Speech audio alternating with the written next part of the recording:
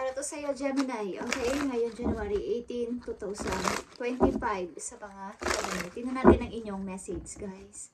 Sa mga Gemini, January 18.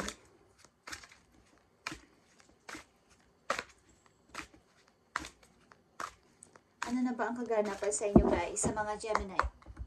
Ilan sa inyo ay nag-move on na? Tingnan natin, for of message sa inyo. Apat na message sa inyo. Una-una is Queen of Cups. Napakaputi yung person at napakamaunawain. Sa lahat ng bagay.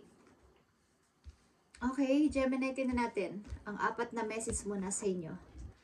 Andito ang strength. Nakikita nyo to.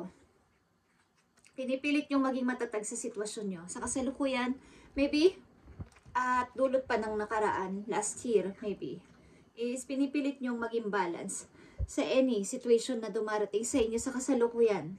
Pinipilit nyong maging matatag at binabalansin nyo lahat ng mga problema nyo o mga sitwasyon nyo sa inyong kasalukuyan. Gemini. Nakikita nyo to. The Hermit. Nagpapakatatag kayo at nananatiling silent po na sa inyong kasalukuyang sitwasyon sapagkat may gusto kayong pagdesisyon na final na desisyon. Haharapin nyo ng inyong takot. Lalabas na kayo sa inyong limitasyon. 9 of Wands. Okay, Gemini? Mukhang ilan sa inyo ay nagpapakatatag na sa buhay. Lalo na pagpasok na ng 2025 is marami na kayo napagtanto na kailangan ko maging matatag na sa sarili ko. Ngayong taon na to, simula ngayong taon na to, o simula sa ngayong January. Meron na akong dapat na patunayan sa aking sarili na kaya ko pala, na kahit wala ang pagdidikta ng ibang tao, kaya kong gumawa ng sarili kong desisyon at harapin yung mga problema ng ako lang mag-isa. Kaya ko pala itong i-handle at kaya ko palang mamili kung anong gusto ko sa buhay. Okay, Gemini, tingnan natin ang inyong message ngayon, January 18, 2025. Simula ngayon, January 18. Sa mga Gemini. Mga paparating na message sa inyo simula ng inyong move on. Okay? Maaring lumalabas na kayo sa inyong limitasyon o gusto niyo na lumabas sa inyong limitasyon. Harapin ang takot. The Moon and the Hangman din is nandito. Pagmumuni-muni. Pag-iisip-isip. Okay, Gemini. Yeah. Mga gustong gawin is parang unti-unti nyo nang inililista. Unti-unti nyo nang tinitingnan ko sino ang tapat at hindi tapat na mga tao sa buhay ninyo. Mga taong dapat ninyong pahalagahan. Okay? At piliin. 2 of Wands. And 9 of Wands again. Pipilitin nyong maging matatag talaga at lumaban. Kumbaga, lumabas sa limitasyon na walang nagdidikta makapag-desisyon. 3 of Wands. Dumarating yung time na ito na yon. Isa na lang dito ang pipiliin ko, isang sitwasyon na lang o isang tao na lang. But, andito lumalabas ulit yung pagkatakot ninyo. Na baka hindi, kung piliin ko tong isa na to o piliin ko tong sitwasyon na to, baka andito na naman ako. Masadlak na naman ako dito o may stack up na naman ako. So, dumarating lalo yung time na paghihintay. Something na mahihintayin kaya ako. Baka sakaling may darating pang pagkakataon, may darating pang opportunity, o may darating pang tao para sa akin. Okay? Andun kayo sa sitwasyon na kayo ay nagpapatuloy pero may pagdududa. Takot. At pinipilit nyo naman sa ilang Gemini, okay? Message mo sa mga Gemini na nandito sa reading. At ito mismo ay ginawa ko, guys. Gumagawa ako ng healing oil. Okay? Para sa sarili. At inihinga natin yan ng energy sa nature, sa moon, sa sun. Okay? Especially kay God, Hinina natin yan ng energy. Ginagamit ko yun sa pagmamassage and pwede rin yung gamitin sa balat ninyo. Kasi mayroon siyang rosemary at saka lagyan ko siya ng laurel. Okay? At essential oil na lemon. Lemon and rosemary oil ang nilagay ko dyan, guys. And pwede kayong gumamit ng olive oil. Kung anong gusto nyong oil na mas komportable kayo. Okay? Gawin nyo yan at ihingi nyo ng energy o hingi nyo ng basbas bago nyo gamitin yan. Okay? Gumawa kayo niya sa sarili ninyo at pwede naman, guys, sa sarili ninyo. Pag-pray, pwede kayong gumawa ng sarili ninyo oil, pang massage at pampa-heal sa anumang klaseng nasakit sa inyo, sa ulo. Okay? Just saying, bakit ba ako dumako dito? Okay? Okay, Gemini, tingnan natin ang inyong mga message na paparating. Maaring isa kayong healer, guys. Hindi ko kontrolado ang sinasabi ko. Okay, nakikita nyo ang mga paparating na message sa inyo is 9. Queen of Pentacles is here. Nagbabadya ang swerte sa inyong buhay at pakaipon ng money. Makapag-travel at magkaroon ng freedom sa pamimili. Kung ano man ang gusto nyong gawin sa buhay. Okay, mga paparating na message ito. At paglingon na sa mga taong andyan sa tabi ninyo. Pagpapahalaga sa mga taong andyan pa at present sa inyong buhay. Sa kasalukuyan. Pagmamahal sa mga taong nagmahal din sa inyo. Pagbabalik sa sariling kayo, inner child. Okay, Gemini? Mga paparating na message yan sa inyo. Kailangan ninyong tatagan ng inyong loob na huwag kayong matakot galing sa nakaraan ninyong phobia o trauma sa inumang klaseng nangyaring problema sa inyo sa mga nakaraan ninyong taon o last year lang. Okay? Pag may takot man kayo, is harapin ninyo yung takot ninyo. Matuto na kayong pumili, matuto kayong magdesisyon, at matuto kayong magsalita. Na kahit wala ka, kaya kong mag-isa. Kaya kong magtrabaho. Kaya ko ang sarili ko. Meron akong sariling kakayanan. Kahit wala ka. Okay, Gemini, tingnan pa natin ang mga message po you. Para magkaroon ka ng idea. Ang ilang design niyo, may anak na babae, guys. Maaring dalagita. Okay? Dalagita. At talagang kayo ay may kababaan ng loob. Andito ang energy ng Cancer, Gemini. Kung kayo din ay dealing o may nai-involve na tao sa inyo o energy ng Cancer na baga umiintindi sa inyong emosyon. Okay, Gemini, andito ang illusion.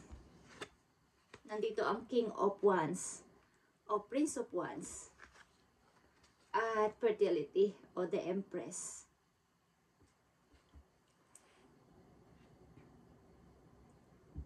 Maaring may taong nag-i-illusion pa rin sa inyo, nagdi-dreaming, na kahit may asawa na kayo o kahit nasa relasyon na kayo ay may tao pa rin nandoon na naka-stack para sa inyo. Okay, Gemini? Maaring may tao pa rin na nakatingin sa inyo sa malayo, kahit na alam niyang meron na kayong karelasyon o meron na kayong pamilya. Message for Gemini, January 18, 2025. Tingnan natin ang mga sitwasyon nyo.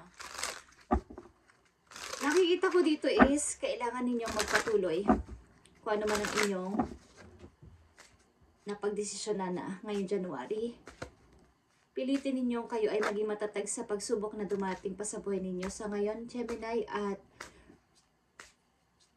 ibalik sa sarili niyo yung pagiging kayo, na mayroon kayong tiwala sa inyong sariling kakayanan at hindi natatakot sa tao na to na kapag iniwan nyo o iniwan kayo ay wala kayong kayang gawin o wala kayong alam sa buhay. Okay, Gemini, message for you, advice sa'yo ng yung mga guides.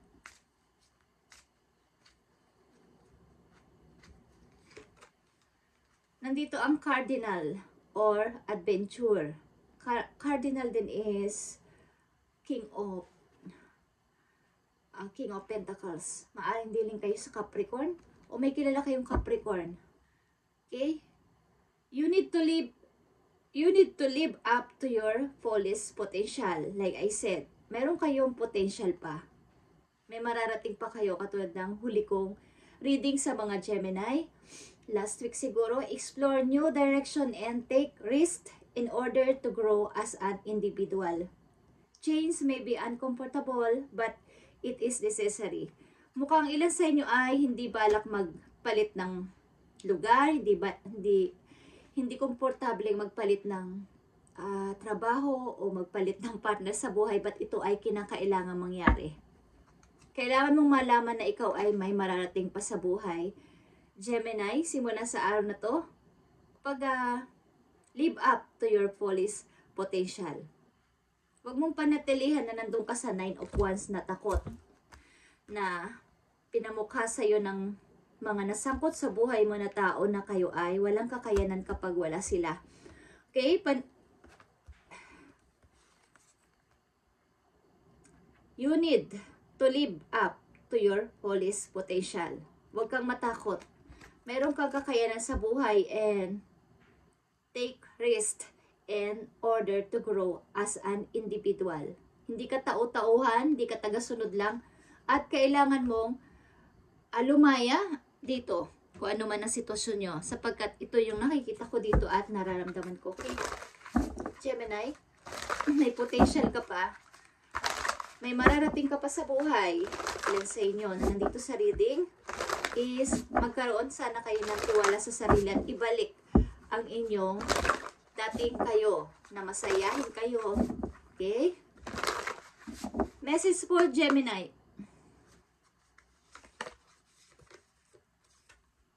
Nakita nyo ang morning.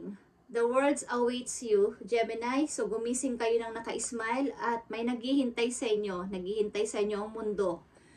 Hinihintay kayo ng inyong mga friends. Hinihintay kayo ng inyong mga anak, kung kayo may anak. At hinihintay kayo ng mga taong mahal kayo. Nakita nyo ang the world is here. 7 of Pentacles. And nakita nyo ang 5 of Cups dito na. Nakalingon siya dun sa...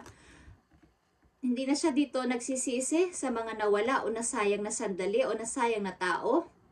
Kung dati iniisip niyan is, ito ay outcome. Okay? Nililingon na niya yung kanyang side or likuran, sapagkat may nakatayo pa ditong 2 of Cups na ito ay mga tao nagmamahal sa inyo o mga anak ninyo kung may anak kayo, at ibalik ninyo ang inyong sariling kayo. Maging bata ulit. Okay? Feeling young. Huwag maboring sa buhay.